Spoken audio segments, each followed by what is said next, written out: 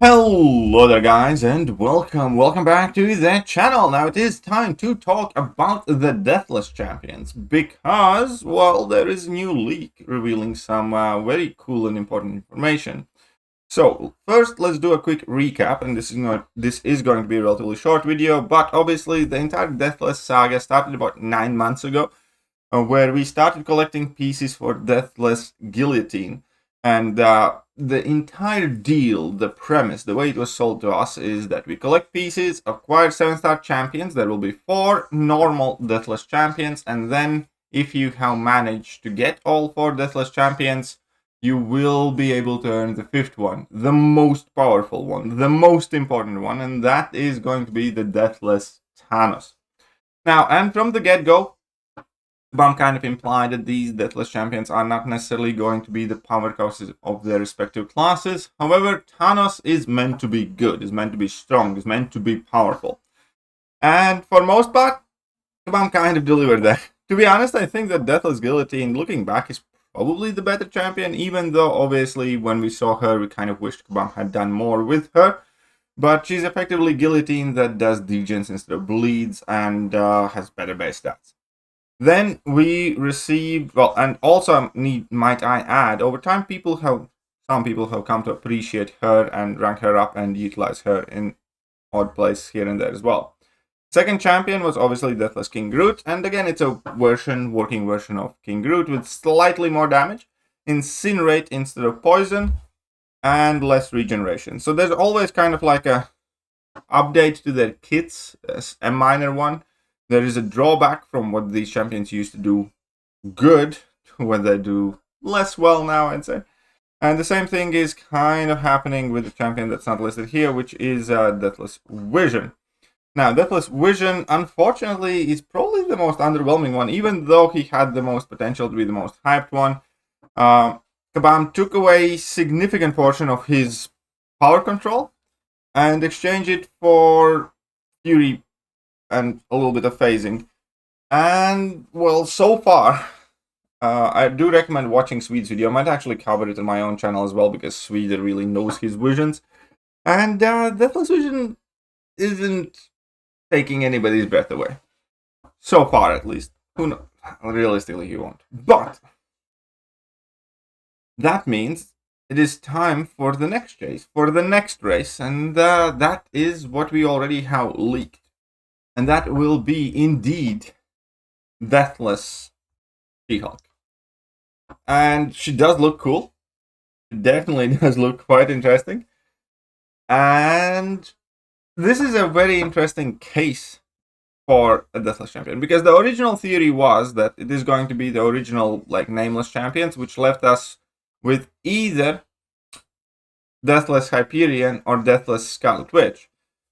We were wrong. That kind of prediction, that hunch was wrong. But now they know it's SheHulk, it's also going to be quite interesting. Because with SheHulk, honestly,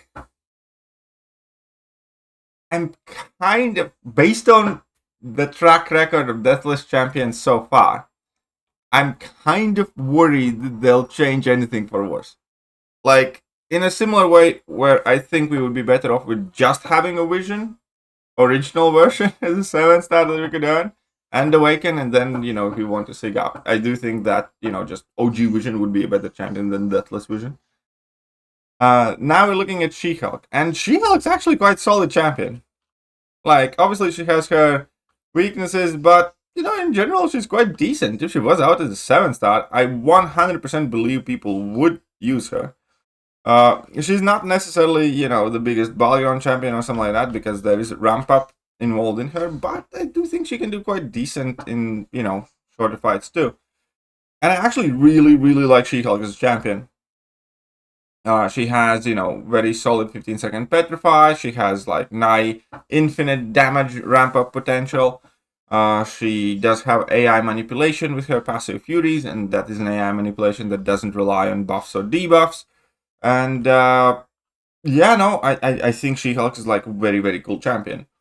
It's like, I'm almost willing to bet or I'm not gonna say I'm almost willing to bet, but I'm definitely extremely worried that whatever they do to She-Hulk's kit to make her deathless is gonna end up making worse champion. I think that's the best way to put it. I think the only thing that should be changed about She-Hulk is the SIG ability. I think SIG ability for everything aside from science champions is kind of meh. Against Mystics, it's even kind of hindering you because you are generating power slower than your opponents, and She-Hulk relies on opponents throwing special attacks. Against Cosmics, you gain extra attack rating for buff. It's not a major attack rating by any means, and your Furies kind of do that already. And then, yeah, I don't know. The base idea is her SIG ability is alright, but I definitely could easily see some room for improvement here. But I'm intrigued, and I just here's the thing: She-Hulk easily has the potential to be the best Deathless champion yet, if Kabam doesn't change her too much for the worse. And it's kind of funny that this is where we're at, because hype level for Deathless champion, at least to me, definitely changed quite significantly over time, and I was still quite excited for potential of a Deathless Vision, give him slightly more damage, give him still good power control, and he would be a very good champion, but they gave him slightly more damage, but it's still bad, and the power control now sucks, so he's just bad. And yeah, I genuinely hope Kabam delivers in this one, especially because then we will be able to complete all the set of Deathless and go get that Thanos, which is ultimately what I think everybody's looking forward to the most. Because, that could be a very, very solid Cosmic Class champion. The only worry is, here, again, because they could easily make Thanos a chunky defender, similar to Maestro. And I hope they don't do that. I hope Thanos is an offensive champion, especially because Cosmic Class needs it. If you take a look at the top Cosmic champions, none of the top 4 Cosmic champions in-game right now exist as 7 stars. We have Hercules, who's forever going to be a 6 star. We have CGR, Galen, and Hulkling.